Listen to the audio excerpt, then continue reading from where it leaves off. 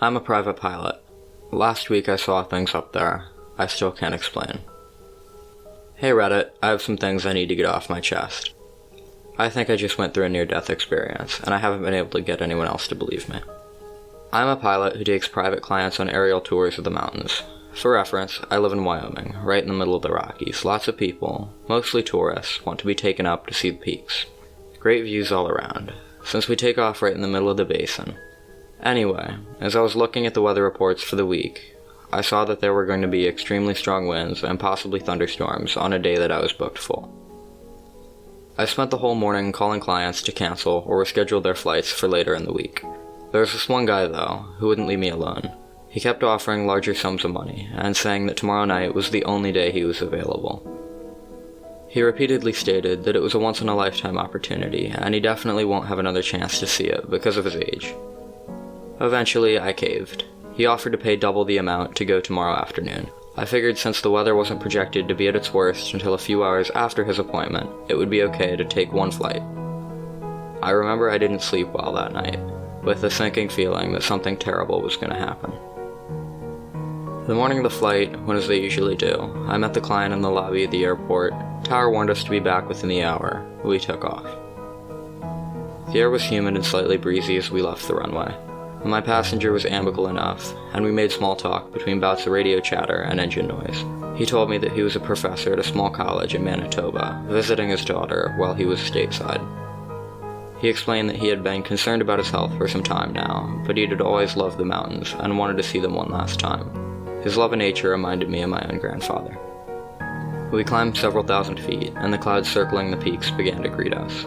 We were only still halfway up, but the view from here was incredible as it ever was. When we approached the steep bowl of the mountains to the west, the winds began to grow stronger. A gust blew us off course into a dangerous trajectory. Before I could get my bearings, I realized the plane was getting closer and closer to the side of the mountain. I began desperately trying to get the plane to hang on, and fought hard against the wind. The old man was shouting and panicking things I couldn't hear over the cacophony. There was lightning and heavy rain, and everything began to blur together. It was then that I noticed I was gaining altitude every time the wind blew us off course. At this point, we were well above 10,000 feet in the air. I'd never seen anything like this, and I kept trying to get the plane to descend, to no avail. This plane wasn't supposed to fly anywhere near above 14,000 feet, but it was our only option right now. I was focusing on trying not to stall or flip over. The freezing rain at this altitude made the plane heavier, and it was hard to keep the angle I needed. Sometimes I had to give in to the wind, so it would carry us even higher, until it momentarily relented. But then, as we approached 15,000 feet, the rain, thunder, all of it, disappeared beneath us. The ice on my wings started to melt, and the sun was beaming brightly ahead of us. It didn't make any sense.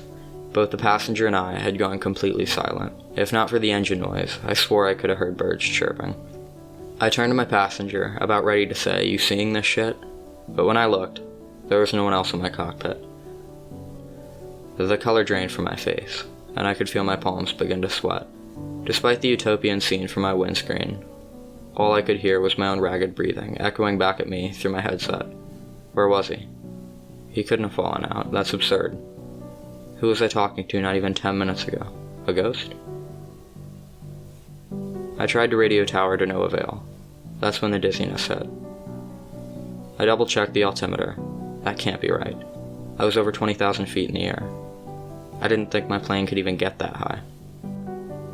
I was passing out due to lack of oxygen, and I had to descend fast.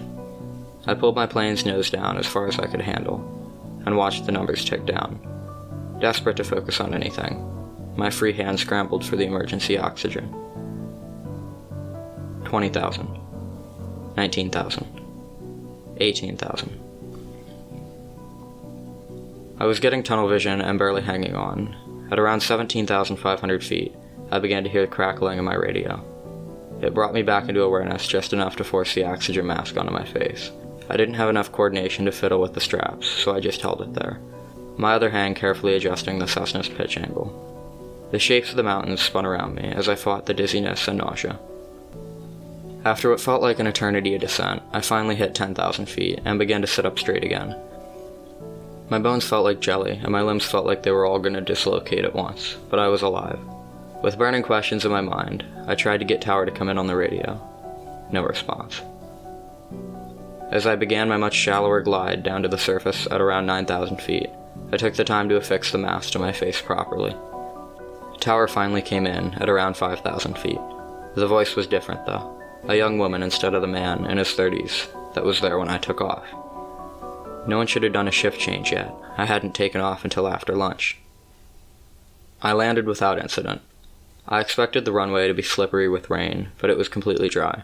As I made my way out of the garage, I thought for sure someone would ask about my missing passenger, but they mainly seemed bored. It was as if it were any normal day.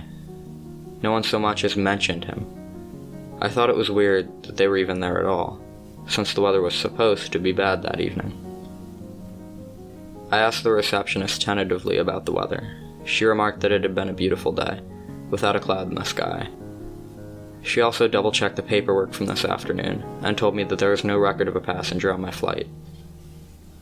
I know there was someone that got into that plane with me that day. There was a storm, and that freak wind carried me twice as high as I should have been able to go. I thought about ordering a search party for him, but there wasn't any record he even existed. My fellow pilots only took pity on me, and chalked it up to oxygen deprivation changing my memory of events.